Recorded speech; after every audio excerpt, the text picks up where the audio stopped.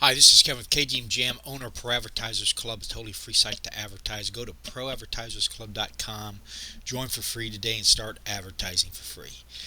Okay, this is going to be a video about my land strategy to give you an idea of what I'm doing, to compare it to what you're doing, and maybe you'll give some advice or you'll learn something. Either way, that's a good thing. Um, Heads up, I just got done listening to the People's Guild. Gathering the Magic was the guest. Go watch it. Very good video. Glad to see him getting more airtime and getting involved with different influencers and stuff. It's good for Splinterlands. Very good. So go check that out. All right. Well, here's my land. Okay, and it's kind of a mess.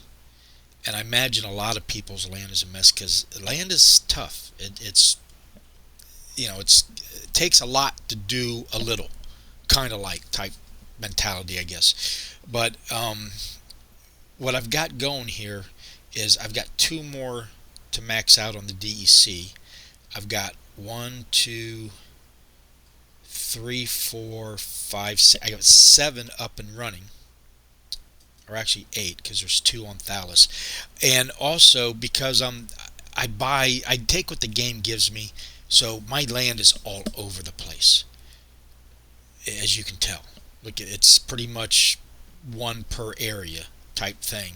So I pay a lot of taxes and fees, uh, almost to the point where it's worth it just to buy it out of the pools type thing. Um, I've got three grain plots going, and I get enough grain for everything I'm doing. But I got one iron, one stone, and one wood, and they're not giving me enough for what I need because basically this guy Osberg. That's my. I got one SPS property, and that is really sucking up everything. But that's the one I concentrated on, and I've got that up to almost 5 an hour, which is pretty good. Now this is it's my only occupied. I get 100% bonus, so it's a good place to put your SPS mine. Okay, I've got. Let's go take a look. I'll show you exactly what I got on it. I've got all gold maxed out legendaries. Four of them get a bonus. One's neutral. You don't want to put the negative ones on there unless you have it and whatever. But look at what you get with that double bonus. And then I've got one title that I purchased out of the store, and then I got a 25. I got a rare artifact, but 25,000 per each one. This is only 23 because it's neutral. These get the 10% bonus. Excuse me. And even then, because you need to use here, you can tell the grain costs, the wood costs. I'm already in the red, which means, and I'm not going to be able to produce enough. I mean, I think what it's costing me an hour is what I make in a whole day on the other ones because I've got all my best stuff on the SPS on Osberg. Now I do have three magic properties, I believe, and I had a research going right here in Thalys, but I shut that down. I shut that down yesterday because it was making 100 research a day, and I wanted to. Now that's a magical, so you get 100% bonus. So it was a good place to have it, but I didn't have maxed out cards on it. It just it's also very expensive to run because it takes all three or all four of the items to produce, right? So I'm down here on this is, which one is this? This is uh, Dryator, and I've got my wood going, but I've got on standby. This is a magical property, and this is going to be my magical potion growing plot of land, whatever it's going to be called. I think it's Aura is what we're going to be growing on it, or mining. And with that, you can then change it into potions. So it's 10,000 for the development for the building, but you can't even pick it yet, because I think it's the 29th here, next Tuesday or something. We'll start being able to build it. So, but I'm all ready to go. I've got whatever cards I can throw on it. I got one artifact, and this is going to produce Aura for a while. Now, I don't know if I get a 100% bonus because it says it's for research, but in a way, Aura's a form of research. So I'll let you know as soon as that happens. I'm not positive 100% that I'm going to get a 100% bonus on it. So what I've managed to be able to do, because look, if you're not a whale, if you're a small person, you want to be self-sufficient. That's my goal, and right now my number one priority is SPS. I'm a big believer. I think SPS, and this isn't financial advice, entertainment purposes only, but I think SPS can be life-changing wealth in a way. I'm not banking on it. Like, if it doesn't happen, I'm fine, but I think it is. I think it's going to happen, especially the fact that it's not the fact that it's doubled in the last couple weeks. The fact, long-term potential, and I'm in it for the long term. I'm saying long term, it's looking very good. So I concentrated on the SPS building. Okay, and then Ashton is growing more crops, more grain. Baxton is stone. Dallas is iron. This is closed. This is closed. Gatla is grain. Doom Eden. I love to brag about this one. This has got 4 properties in it, all lakes, all producing grain. And I got this in a Bronze Dragon stream on a Saturday morning. He had looked it up, and he was not specifically looking that up, but he came across it and pointed it out that they were going for like $7 a piece. So I bought all 4, because I had just come to the conclusion a couple days earlier that I need more lakes. They had just changed over. I think that's why he was looking at it, because they had just changed over to lakes, and having to have a certain land to produce a certain item. So that's that. And then on these two, I've got the this is the wood, and then going to be my for potions, the Aura. Now that gives me, and remember I said you got to be self-sufficient. That should be your goal. If you can accomplish that, I think you're in good shape. So I've got one of everything. I've got a research already built. I do have it closed. I'm not producing it right now, but I'll work on that. But the building's built. It's sitting there. I can get that up and running as soon as I'm able to. Okay? Which, right, like I said, right, that will give me one of everything at least. That will give me 6 grain. And then the ones that aren't, I think, the ones that aren't running, which is only 3 of them right now. This one will produce wood. So I got another wood that I can throw online eventually. And then on this one,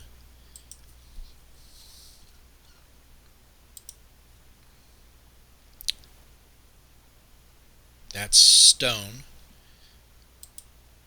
And if the last one can be iron, that'd give me 2 of each, but I don't think it is. That'd be my Yumbra.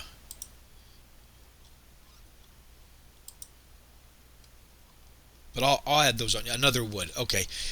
So, yeah. Iron is probably the most expensive one right now. Let's go look. Something else I've gotten into big time, and I just started, is the pulls. They mentioned that in the People's Guild show this morning I was watching. I would love to see, or no, it was an after sound video yesterday. Either way, he was talking about pulls and how he wants them all in game, or should bring them in game. And I agree, because it's one, it just makes it so much easier than not having to go to 5 different places for your pulls. It's all lined up here. They need to bring, I'd like to see them bring the voucher, one page for all your pulls. That would just be so nice. But and it's not, I'm just adding a little bit at a time. The nice thing about pulls is it's a savings account for your DEC and your grain, wood, stone, iron, and I imagine they're going to have an Aurora one maybe. So the thing is, yeah, you could lose grain, but then you gain DEC. So it's one or the other all the time, and I'm fine with that. Okay, so I would recommend just start saving. It helps the game because it gives you liquidity. And I'm not a real big understander of how the pulls work, but I think what I just explained is the simplest way to explain it. It's just a savings account where you're going to gain in something. If it loses in grain, you gain in DEC or vice versa. So it's supply and demand and what's going on at the moment. Okay. And let's go. This I was watching Gathering the Magic video. He was talking about this, and it seems trustworthy. I mean, I wouldn't have done it if it wasn't somebody I trusted talking about it. And so I went ahead and threw some in. And this is when I joined, and this is what's happened afterwards. So I don't know if that's because of me, just my luck and sharing it with everybody else, but it still has been good return. So basically what happened was the sales are still going up, I guess. Yeah. Well, actually the card sales are going down, but the profit has still gone up because prices are going up, but they're selling less. So I think maybe the bot's adjusting at this point, or there's not as many people selling now as there was. I don't know. But what has gone up by 1 percentage point is my share. I now get 3.5% of the share of all the profit. And of course the annual ROI is 101. So yeah, I think I'd recommend this. Again, I still haven't been able to nail down who's doing it. If it's somebody, whatever, but we'll see what happens. You can follow along and see the end story. Like now it's a 24-hour cooldown on pullout. So if I took out the profit, which right now is $3, I think I made $3 in the last 4 days I've been in here. It takes 24 hours to get it out once you withdraw it, or you can do the whole amount. It's whatever. But look at this, Peak Monsters. Here's the value of my. This doesn't include the land. This is just the cards, okay? And it's doubled in value than what it was a month ago, which is good because I got about $5,000 into this game over the past 6 years, 5 years, and so it's nice to see the value getting up close to where what you got into it at least, and which means it's just the game's going in the right direction and has been now for about 6 months, I believe, maybe longer. One of the biggest things that I think they did that I totally support 100%, and that is the PAC burning mechanism. And what that is I don't know if it's every day or once a month, but whatever it is, let's say it's once a day, and let's say they got like 500,000 packs here left, 420,000. Every day they burn some, so there's less and less till it's all gone. So they're either sold or burnt.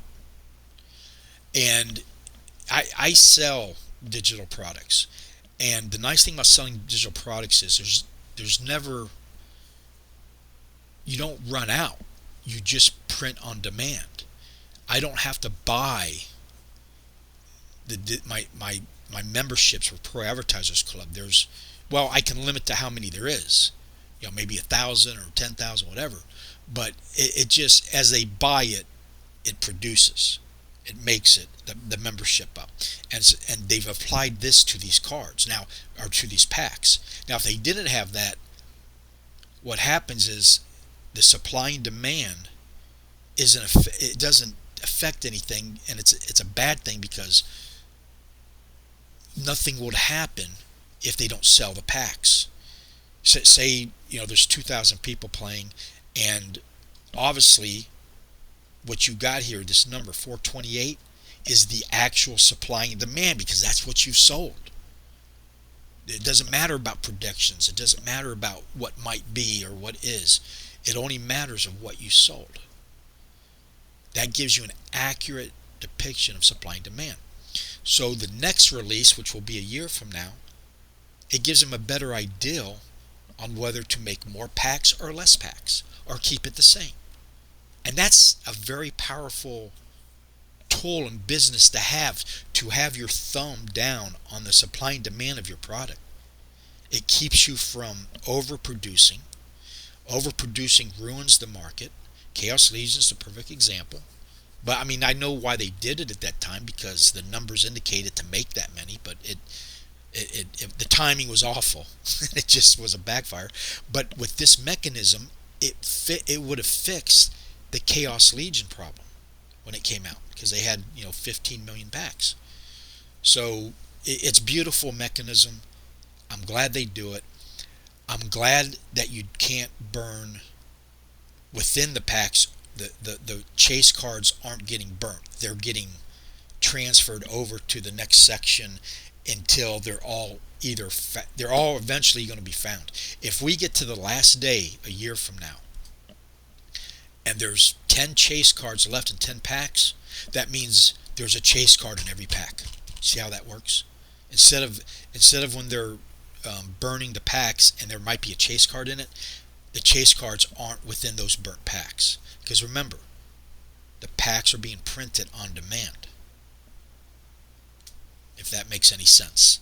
So it's a beautiful mechanism.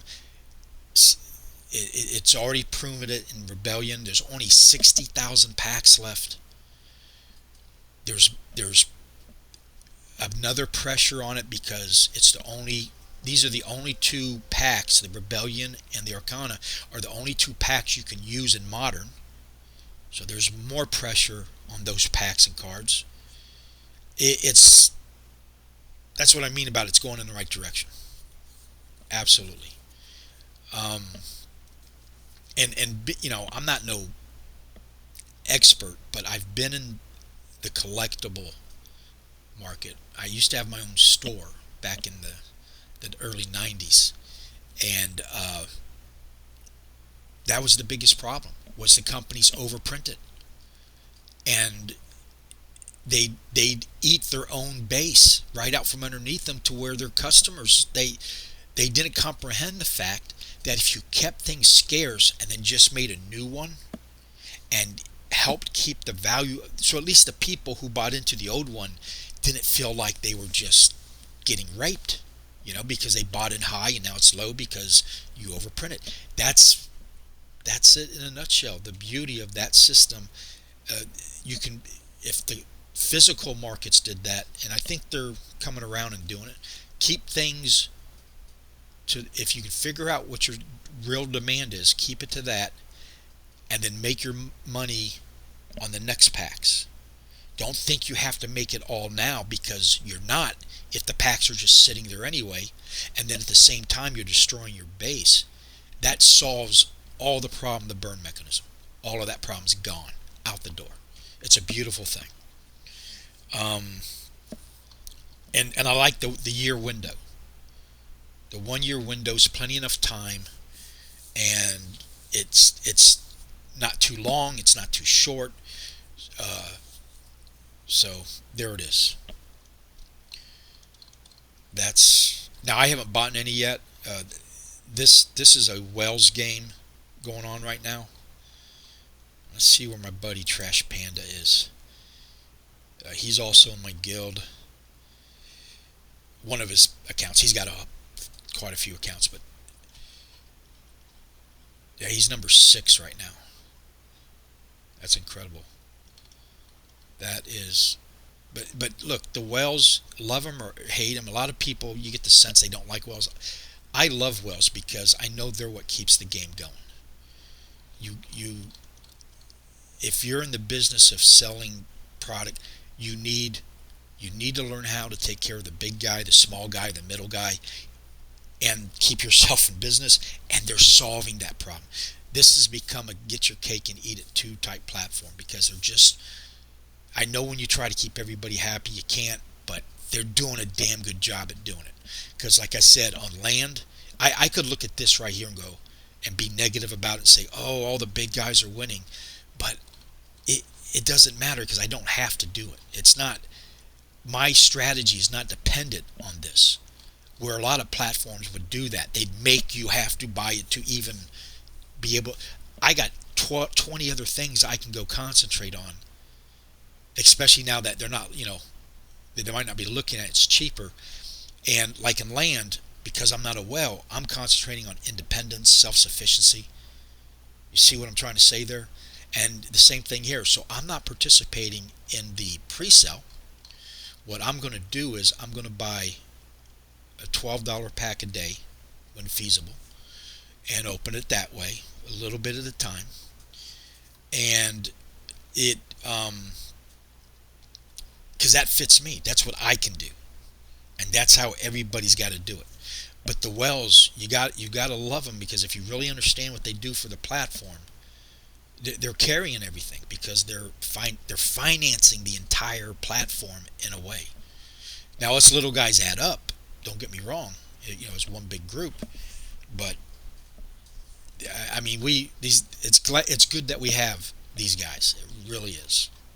And I mean the girls too, guys and girls. It's anybody who's, you know, doing what they're doing for the game. It's just a really good thing. So don't get upset because they get good cards.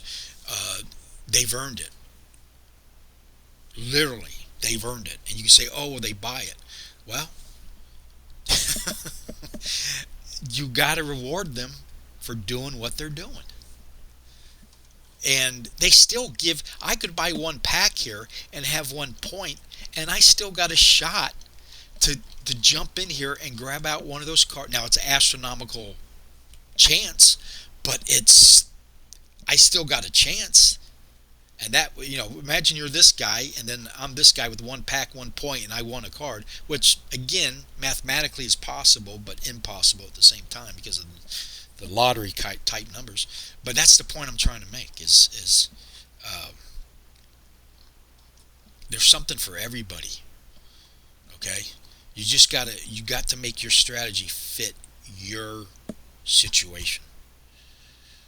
And Walking Keys had a video last night, and one of the guys was joking with him that he's putting his house up for auction.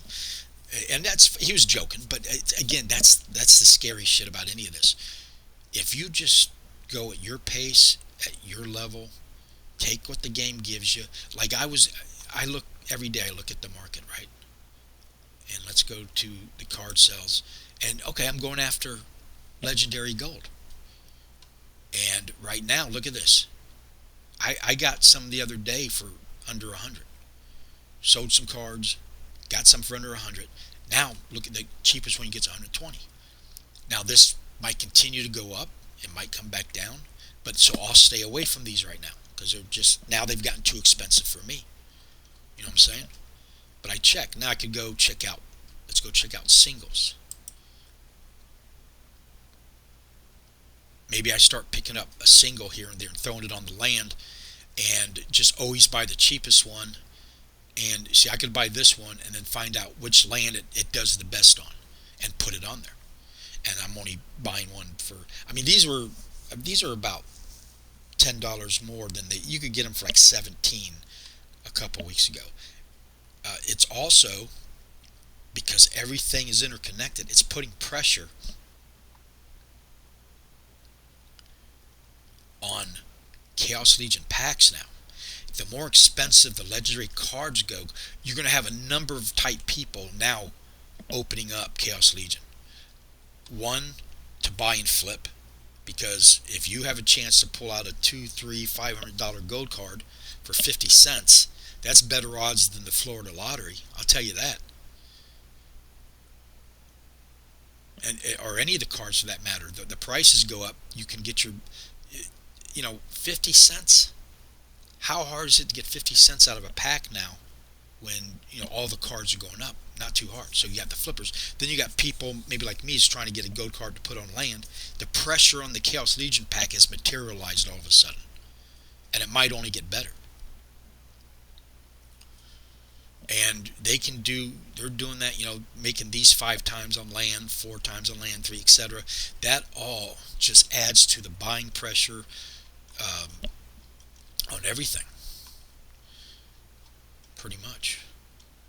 So it's going in the right direction. They figured it out. They really have. And guys, we haven't even gotten. We're getting new players, but we're not like we want to.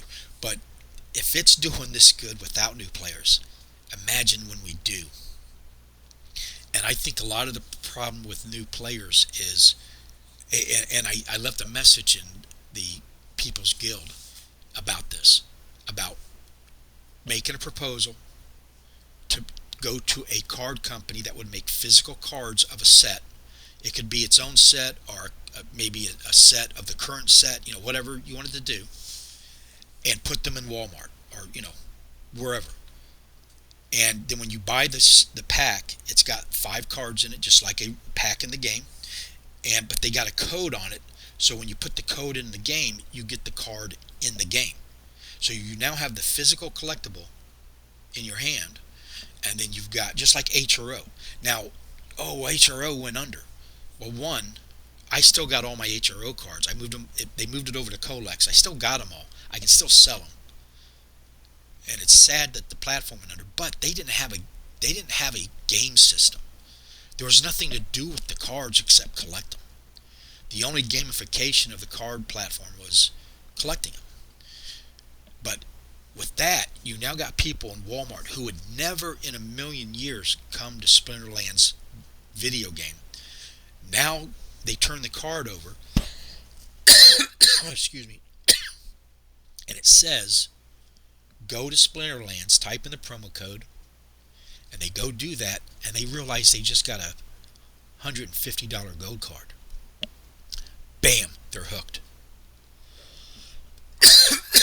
Excuse me. And something else I want to point out. On VV they did this, and they are doing this. They're called Fidgetals. And what we found out is that everybody in the platform bought the NFT, the digital version, but then would run out and look for the physical version. And it wasn't so much the physical people coming into the digital thing, okay? But again, they were specialized items. So it wasn't like they're hanging in Walmart and millions of people are looking at it. You know what I'm saying? And so that also tackles the problem of advertisement. Because that's, as your packs are sitting there in Walmart and people are looking, that's free advertisement. And then all it takes is for a couple of the physical guys to get some good cards, and especially if they're an influencer, and bam, then everybody's running, getting those packs, and you do it just like you did on the real ones. I'd make it rare as possible. Don't print billions of them. Maybe the first time you do it, you make just enough to cover cost, because profit at that point, it's just an advertising tool to get more people in. And then the next set you do, okay, well, we sold 1 million packs, so let's do 2 million, that type of thing, because it's physical, so you can't burn the physicals, but that's an ideal of getting more eyeballs on the game that aren't in the game and will end up abundant because of the code on the back of the card. And so what else did I want to talk about?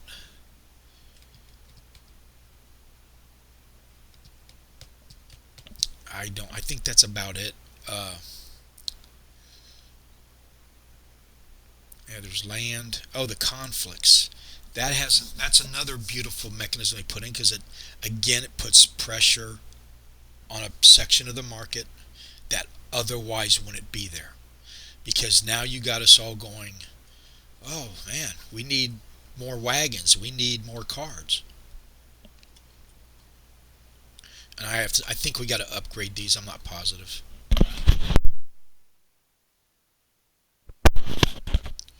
So, and I'm gonna participate in this because I'll be opening up the pack a day and I'll throw them in there. And I got, I think, one or two out of Rebellion. One of it was, yeah, there it is right there. You see how I got it? I got a gold foil. And guys, I didn't have a whole lot of cards on that. So that's what I mean about even the little guy can end up winning.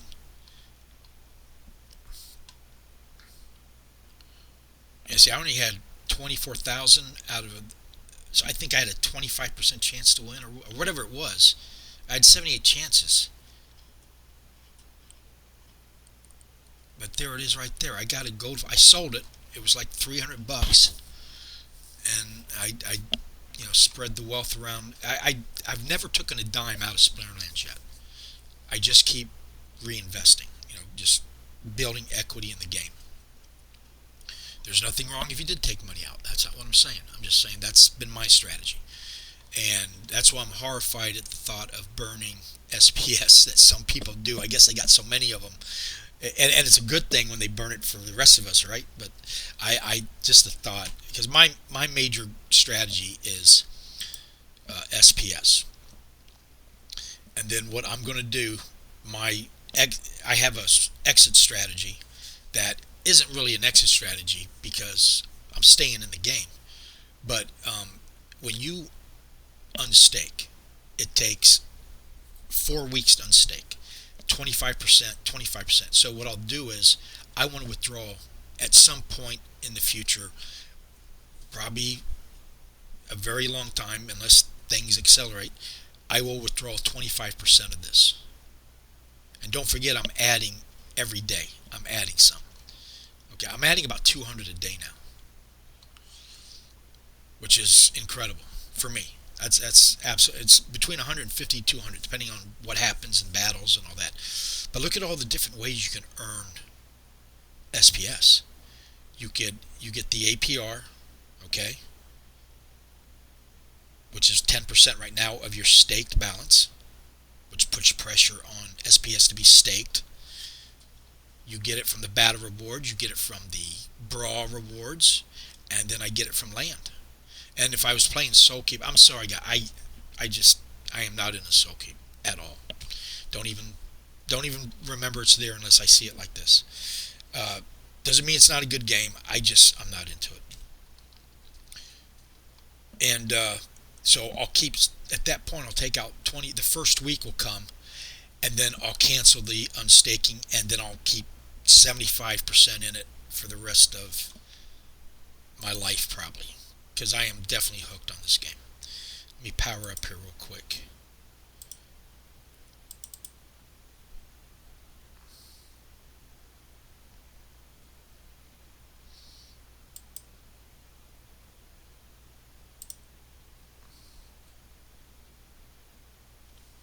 Oh, I'm powering up, that's right. And then let's go look at the proposal.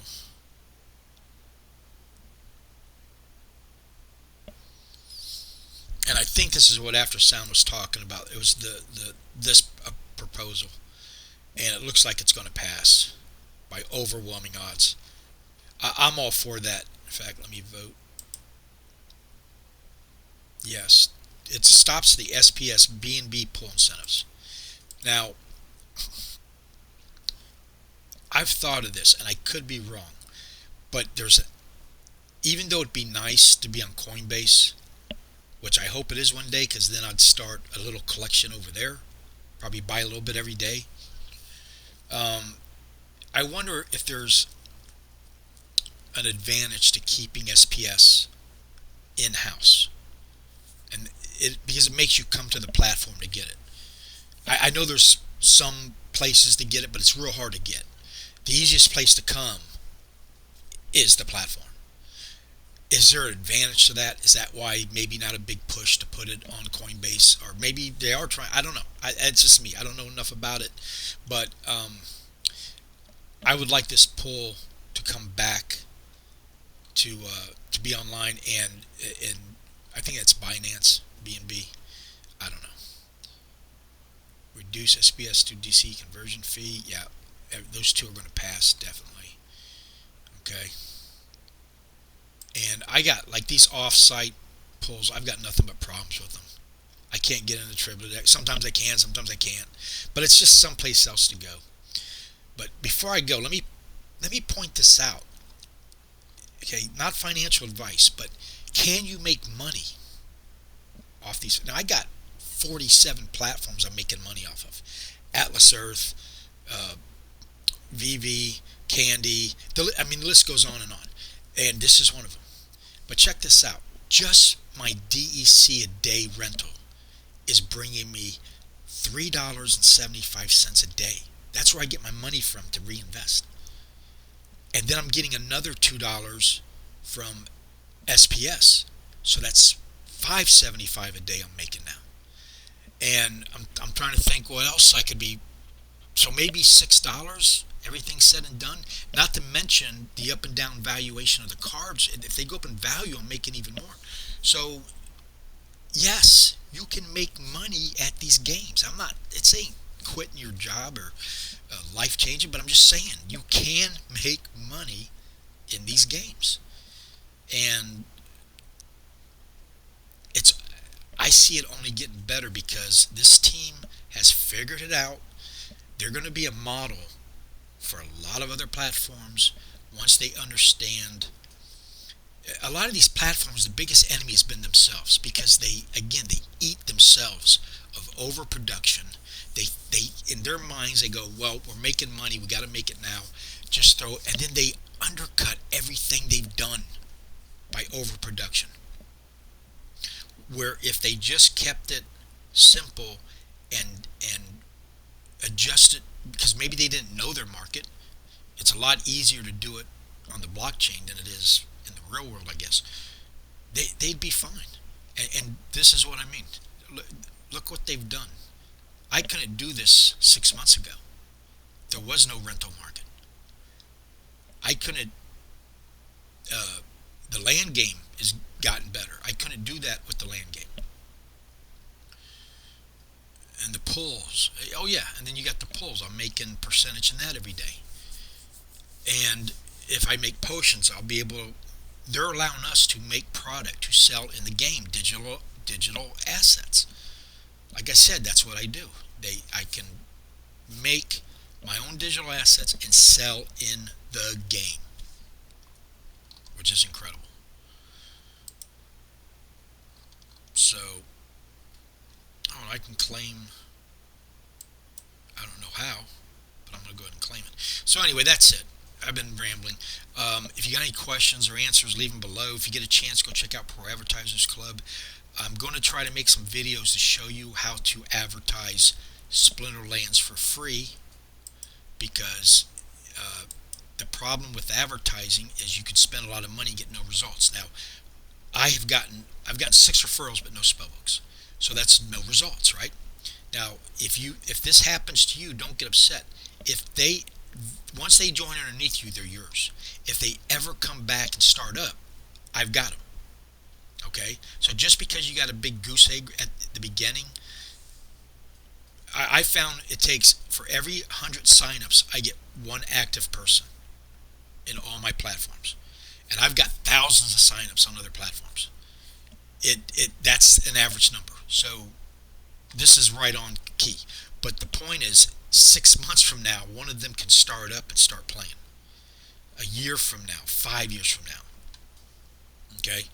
But the thing is, it didn't cost me any money because I got all these off ProAdvertisersClub and some of the other platforms that I advertise on. Because it's called free advertising. And I'm going to make some videos and show you how to do it. And I don't know why that error occurred.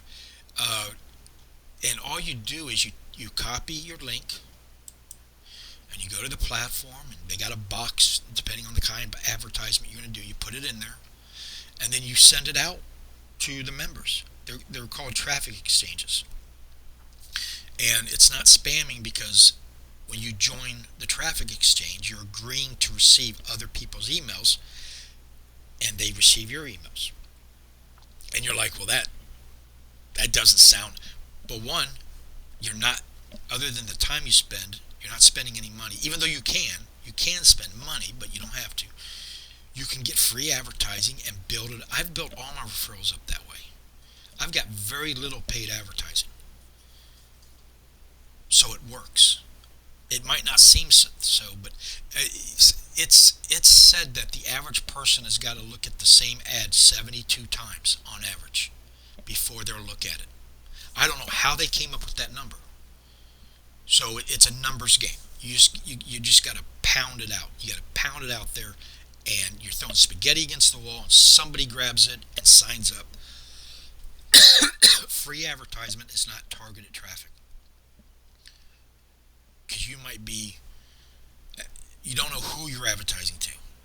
You can figure out where with a tracker, but you don't know who. It's not targeted traffic. That's why it's free. It's like you're on a balcony and there's a crowd of people down below you, and you throw the advertisement out and it hits them in the head. They might be interested, they might not. There's no way of telling. The odds are they're not. But you're looking for that one person. Imagine if one of these referrals that you get was somebody like a Jeff opens cards. He'd probably make you a millionaire from all. I mean, you know what I'm saying? Because you get a percentage of or whatever it is they give out here. Let me see the benefits. I don't know if they changed it. Okay, you get 500.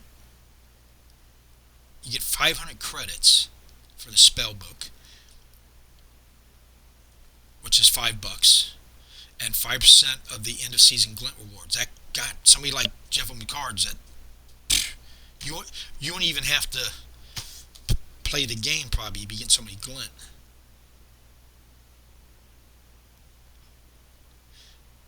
Okay, if you get to the gold tier, which is 10 people who spend 100 more. Okay, so now you got 5% bonus for all packs your friends purchase. That's what I mean. Somebody like Jeff Cards who buys like 10,000 packs, you get 5% of that. 5% of 10,000. It's a lot. Earn 1% of your friends' transactions on peer-to-peer markets. Wow. So there is a benefit to it. But anyway, I'll make a video, show you how to do it. You could start doing it. On some of these sites, like I'll get a lifetime banner, and once I set it up, once I've done whatever it takes to, some places, like I give you a free lifetime banner when you join my site.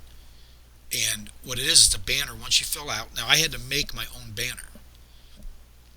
I wish they would make their own banners in here that we could use. And the same thing, it'd be a URL link, you click it, put it in there. But anyway, once you put it on there, it runs forever. I don't ever have to go back. That's the nice thing about lifetime banner, but there's advertisement, free advertisement like that. So anyway, I got to go. Thank you for watching. Have a nice day.